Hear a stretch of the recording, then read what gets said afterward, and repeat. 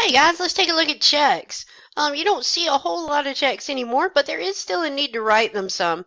And this first part of number 8 says, what is the routing number on the check below? Well, the routing number, you'll notice there's 3 sets of numbers down here. The routing number is this first set. It's a 9-digit code, and it's based on the U.S. bank location where you first opened your account. Okay, so that is your routing number. Whoopsie. All right, what is the check number?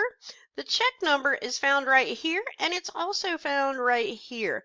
This one is number 1637. Now, it used to be that when you first opened a checking account, they would start you at number 100. And then your next check would be 101, 102, 103. And then if you had banked with them for a long time, you might have check number 9234. And so you could tell by looking at somebody's check how long, whether they had had the account a short time or a long time. That's not always the case anymore, but it's still a pretty good rule of thumb. And then finally, the account number is this number right here.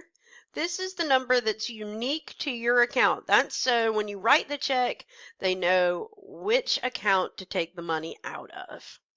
All right, I hope that helps.